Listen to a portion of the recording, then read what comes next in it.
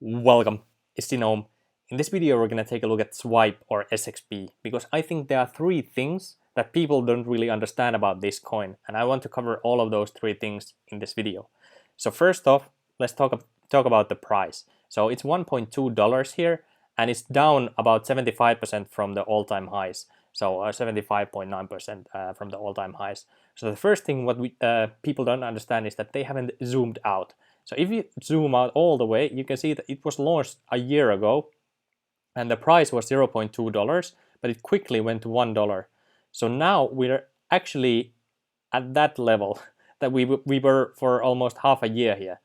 And then it dropped here during the summertime, and then there was the speculation that maybe Swipe will be used in the Binance card. And when it was launched, it jumped all the way to $4, and now we're back in the same levels that we were a year ago. So, but what has happened? Like if we take a look at the actual things that have happened, the cards actually have been launched in Europe. They are working. The product is working. They are coming to USA in Q4 this year. They are launching credit. They have their DeFi system, automated market making system coming. There's yield farming coming. All these things are coming, but the price is $1.2, which is pretty much the lowest that I think it can get, in my opinion.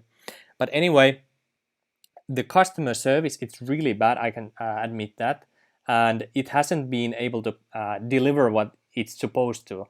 Like people haven't been able to collect the rewards and the perks and the cashback, and there's been delay, like 2-week delay, 3-week delay with the cashback. So that's an issue, but they're working on it. And all of these things, they are just like growing pains. After the Binance announcement, I'm sure they had a lot of pressure to just get the cards out because crypto.com were so much ahead.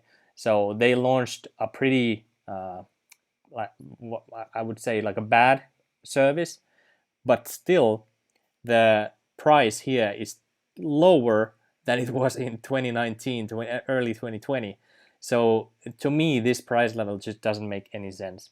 So that's the first thing that people really don't understand. Second thing, people don't understand market cap.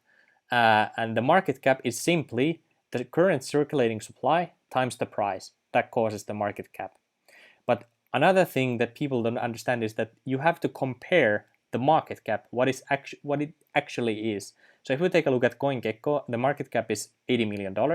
If we take a look at CoinMarketCap, it's 10% more. And if we take a look at LiveCoin Watch, the market cap is actually $150 million. So what is the actual market cap here? Because this number is a lot different than 80 million USD, right? It's like double as much. So let's go over here, which is the research.binance.com, because this is very important. This is basically the release schedule of the SXP token. So if we go over to October 2020, which is about this time of the year. So about 30% of the supply should have been released by now, which from the total number of 300 million SXP, that's about 95 million SXP has been released, but there's also about 10 million SXP being burned. So the total circulating supply should be about 85 million tokens. So that's about roughly what the actual market cap is. So these numbers are not actually true in my opinion, based on the release schedule. So the market cap, if it's 80 million circulating supply times this price, it's about 100 million market cap currently, roughly. So that's what we can assume it is. But now we have to compare it to other things on the market. So if we take a look at something like, let's take a look at CRO, because that's a competitor. You need to compare the market cap to other similar assets. So the market cap here with CRO is $3 billion. So that's compared to 100 million, that's 30 times higher market cap. So if we just take that as face value, 30 million market cap versus 100 million 3 billion market cap compared to 100 million market cap. They offer the same service with the cards. Of course, Crypto.com, they have other things already going on, which Swipe are only starting to build. They are building their own earn plans, their own DeFi platform, and so forth. But anyway, 3 billion compared to 100 million. And with this, if the the Swipe team, they perform 30 times worse than Crypto.com, they will still have the same price correlation with the Crypto.com price. Because if they perform 30 times worse, they should be growing at the same time, right? So that's how you should compare these things together. So Swipe doesn't have to become the best card on the market. They just need to keep up with Crypto.com. If they can do 15 times worse than Crypto.com, that means that the price of Swipe or SXP should still double. If they do 10 times worse as Crypto.com, the price of SXP should go 3x. So that's one thing. You need to compare the market cap to other coins. Another coin you want to compare it to is Binance coin, because they have their card, but they have another many things also. And here the market cap is $3.7 billion. And they have their card also. So if Crypto.com performs better than Swipe, or if Binance BNB performs better than Swipe, you need to take a look at the card tiers here. So the card tier which are comparable is the 10,000 CRO card level. If we take a look at the price of CRO, which is about 0.15, we times it by the price of that card, which is 10,000. The price of this card level here is 1,500 USD. But if we take a look at the cards with Swipe, let's actually go to the cards page here. The Sky, which is 300 XXP, that's currently 300. Let's take a look at the calculator again. So 300 times $1.2, $360 for basically a similar card. You get the free Spotify, free Netflix, as well as you get about 6 to 12% annual return by staking the SXP on the card, and you get the like similar benefits. So $360 compared to $1,500. There's a massive difference in the value here. Free Spotify, free Netflix.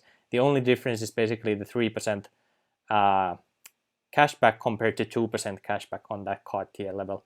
And the next card tier, the 100,000, that's $15,000. Or if we take a look at the SXP card here, or the Swipe card, you get 4% cashback here, 3,000 SXP here. You get the no foreign transaction fees also, as well as you get another perks here as well. So this card here is not 15,000, it's about $3,600. So almost 5 times cheaper than the Crypto.com card. So if the price of CRO doubles from here, it just means that this becomes even more attractive compared to the Crypto.com card. So you have to compare that to Crypto.com as well. Same goes for BNB as well. And also what I forgot to tell you is that yield farming is coming to SXP as well. Once the SXP is actually being imported into the Binance Smart Chain, which is currently not on the Binance Smart Chain. But you can bet, because Binance owns Swipe, that the SXP token will be on Binance Smart Chain, and it will become a yield farming token in the future. 100% sure, because it's owned by Binance. Why would it not be on the Binance Smart Chain? So I'm sure that will happen as well. As well as yield farming, Joselito, the CEO of Swipe, has been talking about the yield farming coming to Swipe as well. So that's the second thing, is that you have to compare the market caps.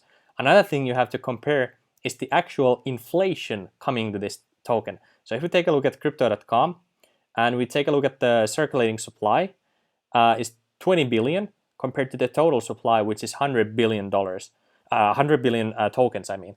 So the inflation is still 5x coming to Crypto.com card, because only 20% of the total supply has been released, whereas Swipe, about 1/3 of the total supply has been released.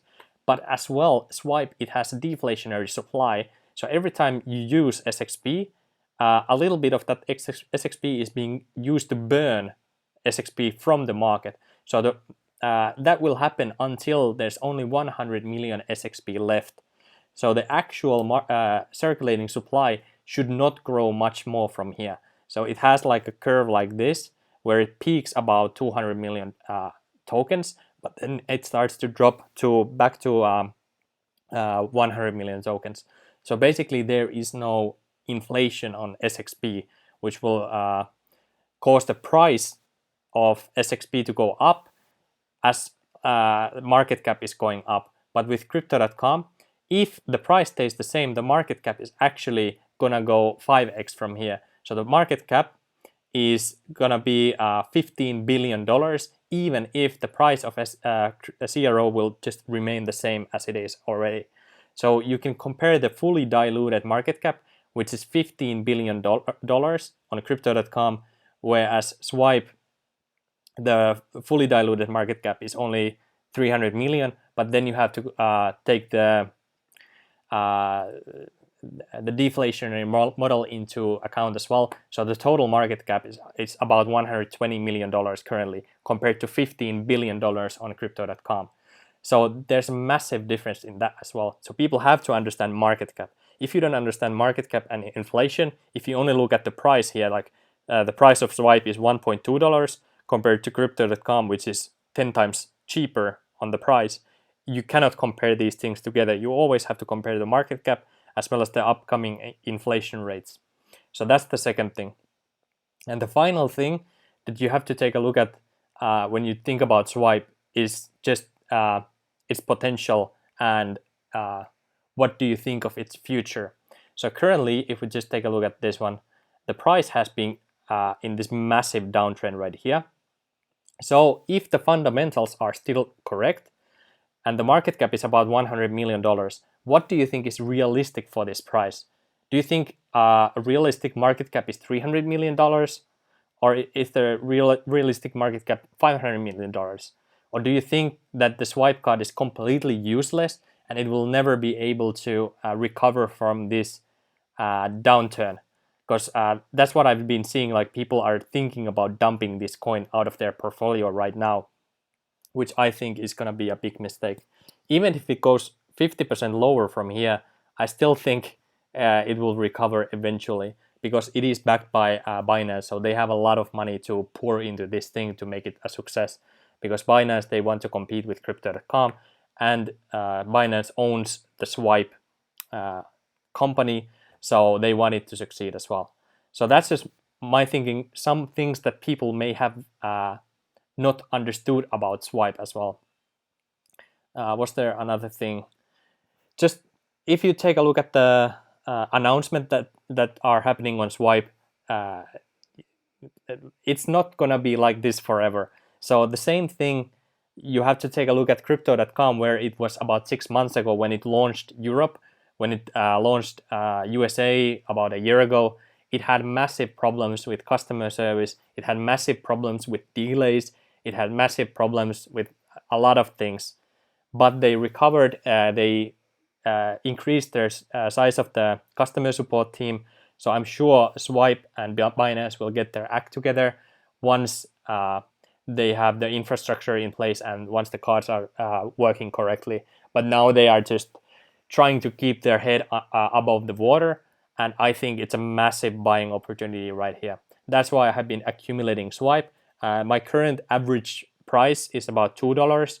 Am I happy that I bought it I started to rebuy it about $2.4 level, so about here I started to rebuy it? No, of course not. But should I discard it right now? I don't think so. Just looking at the history, looking at the market cap, even if crypto.com just performs super well, this card is just cheaper compared to crypto.com cards, and they have a similar value proposition. So if they succeed, this also has to succeed as well, because the service quality will eventually catch up with crypto.com as well. So that's just some things that people may have overlooked about this. Is this like a no-brainer deal? To me it is, but for some people it has not been. Some people have complained to me about this, but for me this is like my number one purchase at these price levels, just comparing the market cap and so forth. So that's it for this video. Sorry for rambling about this video, but I hope you got some new ideas about this and rethink if it is undervalued or not. So just that for this video. And by the way, I still do not have the referral code because the customer service has not been able to transfer my address to another address, and it's my card system has been failing. But I'm still bullish on this card just because I know they will get their act together eventually. So that's just me. It's my customer support absolutely terrible, yes, but I still believe that they will get their act together. That's it for this video. Thanks for watching. Hope you subscribe to the channel, and I will see you on the next video. Cheers.